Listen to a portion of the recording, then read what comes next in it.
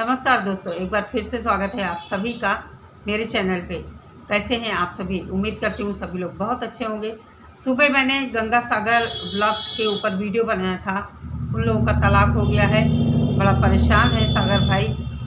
तो किसी की रिक्वेस्ट पर मैंने वीडियो बनाया था और ये वीडियो मेरा सपना की जिठानी के ऊपर है, जो कि बहुत ही आजकल ट्रेंडिंग टॉपिक बना हुआ है। सभी लोग वीडियो बना रहे हैं, मैं भी बना रही हूँ। देखिए, मुझे जब कोई चीज़ खटक जाती है, गलत लगती है, तो फिर बोले बिना चैन नहीं पड़ता है, भले ही वो किसी के भी बारे में हो। तो जो सपना की जिठानी आजकल कर रही है बिल्कुल भी अच्छा नहीं है। उसके लिए ही नहीं अच्छा है, वो चाह रही उसका घर परिवार बस जाए, घर बस जाए, तलाक ना हो। लेकिन ऐसा कैसे हो सकता है? ये रेखा जी कहाँ कर रही हैं? कहाँ उनकी बातों से झलकता है कि इन बातों से उनका घर परिवार बस जाएगा? अपनी ही बातों को वो अदल बदल कर बोलती हैं, कभी कुछ कभी कुछ कभी कुछ। जैसे एक बार वो कहती है कि सपना ने मेरा घर बर्बाद किया, सपना की घर वालों ने मेरा घर बर्बाद किया, मेरे सास ससुर को भड़काया। दूसरी तरफ फिर तुरंत ही कहती हैं कि आप लोग तो मेरे यार दोस्त हैं और वो मेरी फैमिली है, हमारे रिश्तेदार हैं, हम क्यों उनके साथ ऐसा करें? बिल्कुल सही बात है, घर परिवार पहले होता है, यार दोस्त बाद में होते हैं। लेकिन ये बात आपको बहुत बाद में समझ में आई है, मुझे लगता है अभी भी नहीं समझ में आएगी। हो सकता है आगे चलकर समझ में आए, लेकिन तब तक बहुत देर हो चुकी होगी। इसलिए अभी भी समय है। मैं अपने वीडियो में बार बार कहती हूँ कि अभी भी समय है, सब कुछ सुधार लो। सास ससुर से माफ़ी मांगो, अपने हस्बैंड से माफ़ी मांगो। क्या फ़र्क पड़ता है? आपके रिश्तेदार आपस में समझौता नहीं करा रहे हैं। जहाँ हमको लगता है हमें बार बार किसी के आगे झुकना चाहिए, बार बार अपने सास ससुर के पैर पड़िए, अपने हस्बैंड से रिक्वेस्ट करिए, हस्बैंड को समझाइए, मिलिए उनसे, क्यों नहीं आप करती हैं? लेकिन आप में तो इतना एटीट्यूड है कि पूछिए मत। आप खुद को बताती हैं पढ़ी लिखी हैं, अकेले यहाँ आई हैं, अकेले ही निपटेगी।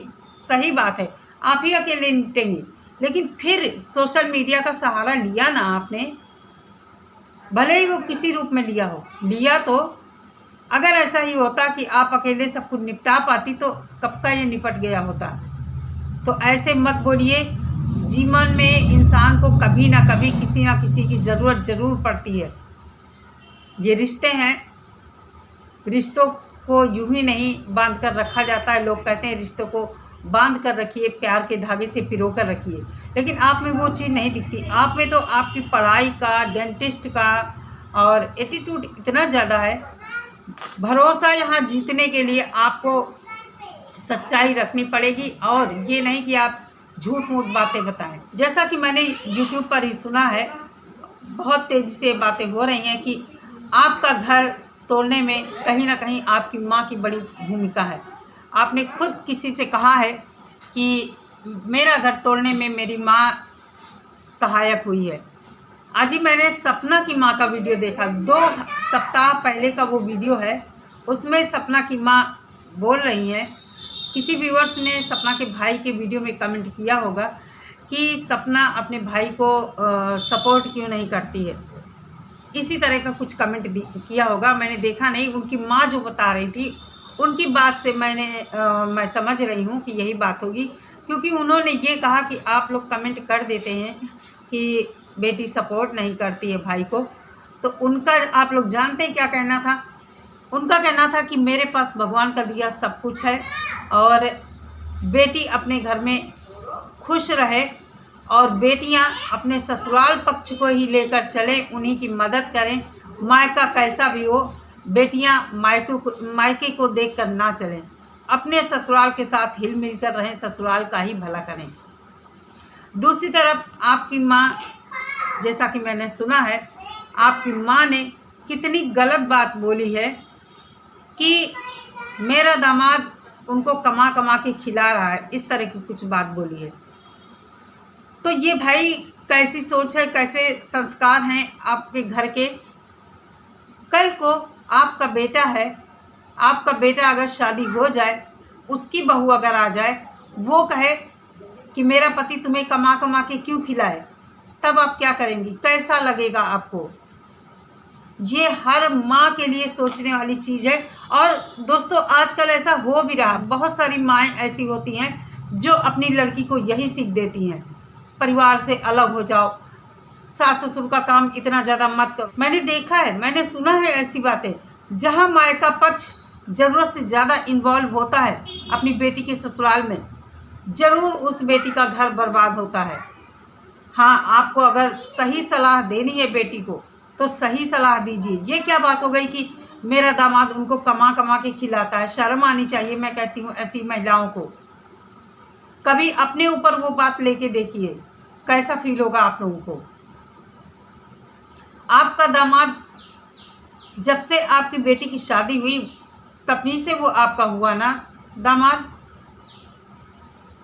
लेकिन जिस माँ ने उसे कोख में पाला, 9 महीने रखा, अपना दूध पिलाया और पालन पोषण किया, जिनके बेटे के साथ आपकी बेटी राज कर रही है, अभी भी तलाक फाइल है, तब भी उनके बेटे के पैसे पर राज कर रही, उस माँ के लिए आप ऐसा कहती हैं कि मेरा दामाद उनको कमा के खिलाता है। मैं कहती हूँ शर्म आनी चाहिए ऐसी माँओं को, शर्म आनी चाहिए ऐसी माँओं को, क्योंकि इस सब तरह की चीज़ें आप जैसी माएँ अपनी बेटियों के दिमाग में भरती हैं, उनका घर बर्बाद करती हैं, घर उनका टूट जाता है।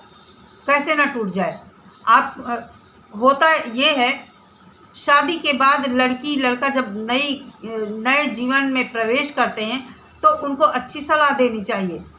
उनको समझ में नहीं आता कि अब हम क्या करें। जब वो यथार्थ के धरातल पर उतरते हैं तो उनको ये समझ में नहीं आता हम कैसे मैनेज करें, क्योंकि एकदम से सब कुछ नया हो जाता है, टोटल जिम्मेदारी आ जाती है।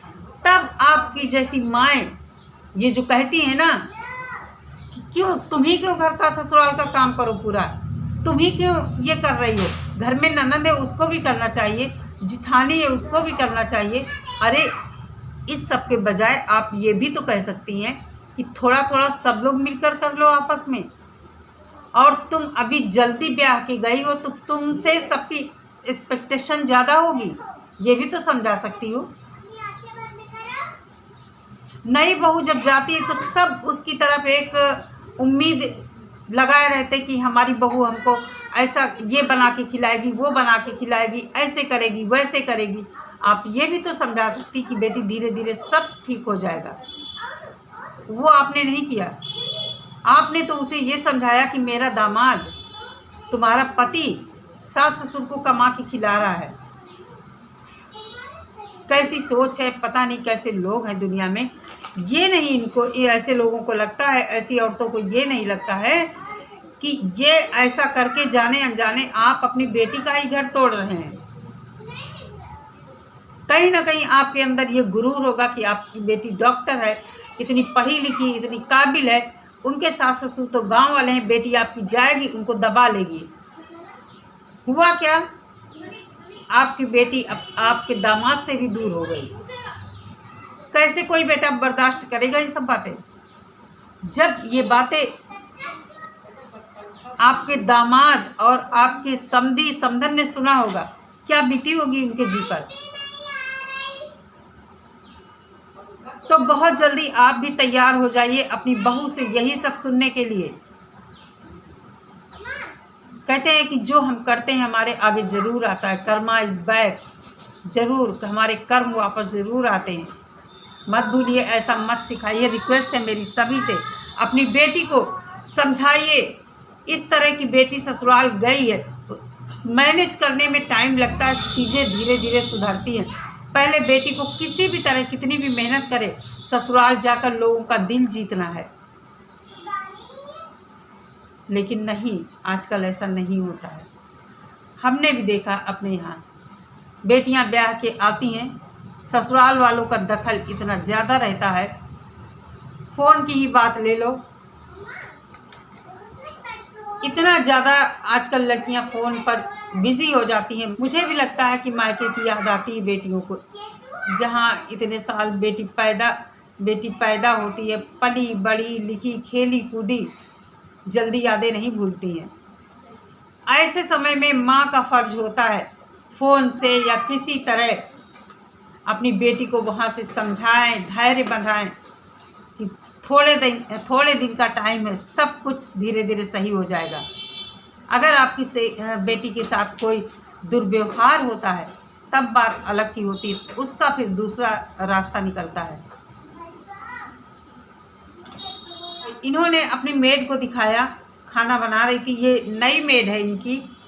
जब तक इनकी पुरानी मेड रही तब तक इन्होंने उससे कुछ नहीं व्यूवर्स को दिखाया कि पूछ कर दिखाती है एक बार। अगर उससे भी पूछती तो वो तो आपके घर काम करने आती, वो क्यों बताती है आपके घर परिवार के बारे में।